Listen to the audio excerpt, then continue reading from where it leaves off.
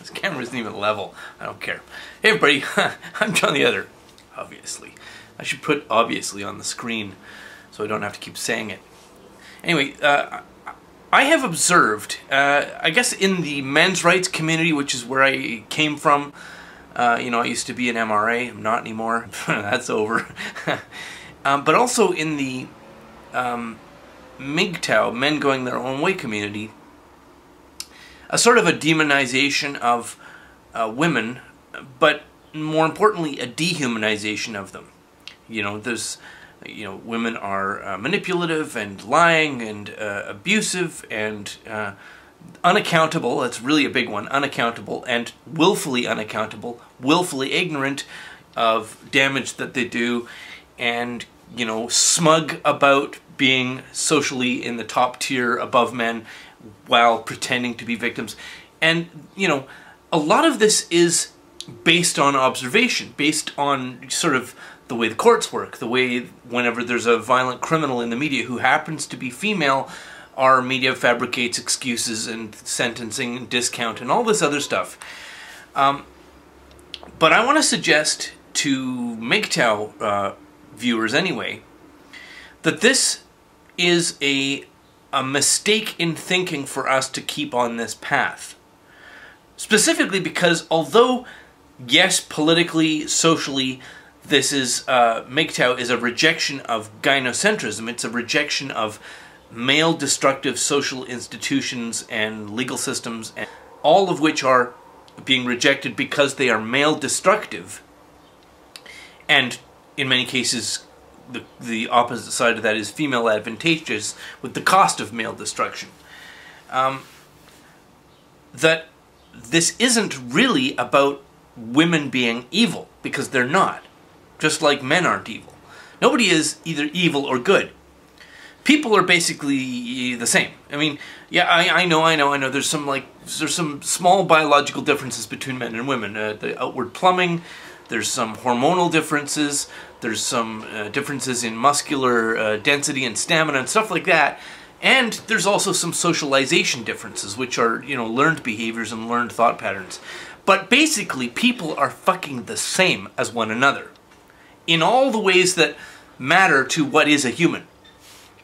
And if you have a social system that advantages one group over the other, most people are just going to happily take advantage of those factors which put them ahead of other people. And if the social approval that they get reinforces that behavior, they will see what they are doing as a moral choice. And that doesn't matter if you're male or female or black or white or native or Chinese or Caucasian or whatever. Doesn't matter. Everybody is the same in that regard. Which is why for MGTOW, as much as we are aware of this male-destructive political climate, some female-advantaging social norms which we see as being unjust, it is a mistake to then extrapolate from that and go, women are evil. Because women are just people in a circumstance. Just like if the reverse case was true, the women would be going, men are evil. In fact, a lot of feminists do say that. But it's a mistake because it leads to this us versus them thinking. Now, I know that us versus them is a little bit foundational to, you know, separation from gynocentric social norms, but you are falling into a cognitive trap when you stop seeing other people as people the same as yourself. This is not going to be a popular message to MGTOW, is it? Another thing that concerns me, I don't know if I'm going to edit this down or not. I might just upload this whole thing with no edits and my little rambling diatribes in the middle. Another problem I see emerging in the MGTOW world is a sort of affection for evolutionary psychology, or sometimes shortened to EvoPsych.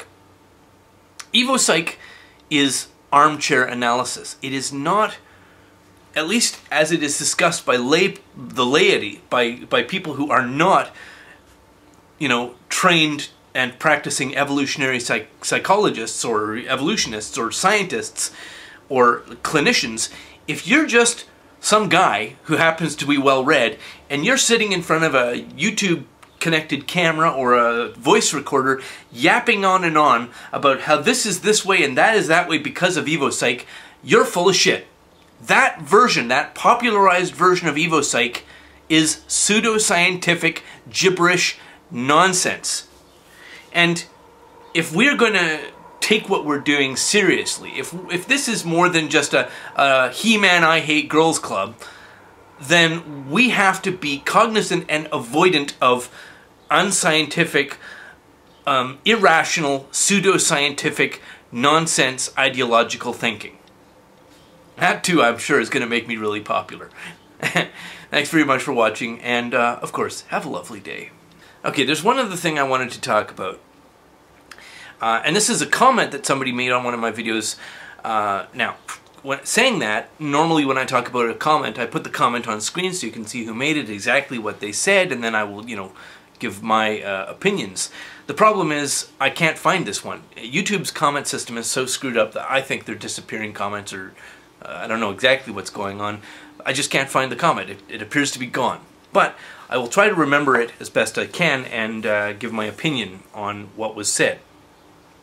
I don't even remember who said it. The person commented in one of my videos and said, among other things, that they were very happy that of many of the higher profile members of the MGTOW community, I was one of the few who puts their face on camera, not just their face, publishes their actual name. Now, the channel name is John the Other, so it's like I'm in the persona of, hi, I'm John the Other. My actual name is John Hembling, and you can tell that, which I publish wherever I write. I write, for example, on Community Organized Compassion Kindness, my byline is my actual name, John Hembling.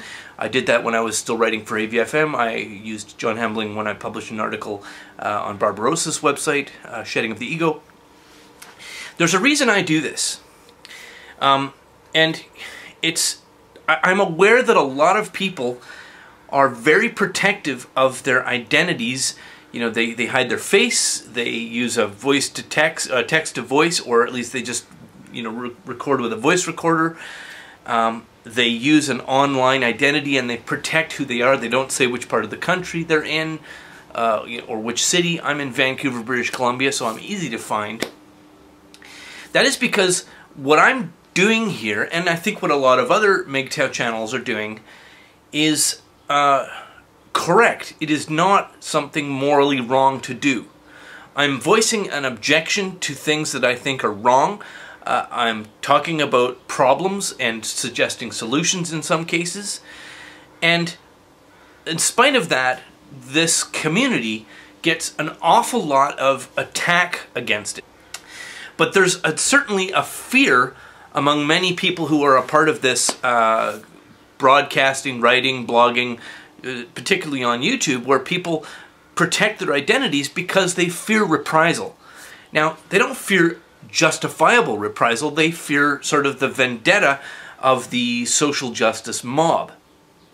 And I think the only reason that that fear has weight, that fear is justified, is because the weapon of silencing, the weapon of fear of, this person, oh, we found out who they are, now let's go talk to their, employer, parents, whatever, friends, and out them and write Facebook stuff and say what a nasty person they are. That only works when you can be shamed.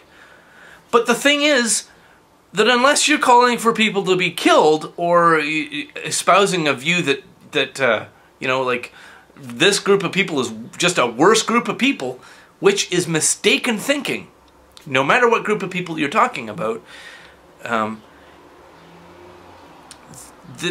don't let just the weight of voices impose the penalty of shame on you when you have done nothing to be ashamed of. I am certainly not ashamed of anything I've done on this channel. Not even when I said, I won't stop a rape! Go ahead and use that, social justice warriors. And one of the reasons I put my face on camera and I write under my name is to demonstrate that the fear is unjustified. Yeah, you're going to get some flack. Yeah, you out yourself, you're going to get a little flack. But you're only going to get flack because the people giving you flack think that they can shut you down with fear. When they can't, they stop bothering you. What you're doing is rational. It's logical. It's not egregious. That's what I wanted to say. And I encourage other people to put their face and their name on camera. Don't be afraid of people pointing at you and shouting the word misogynist or rape apologist or any other of these silly-ass schoolyard bullshit tactics to try to silence you through shame or, you know, bullying, basically. Thanks. And of course, thanks for watching.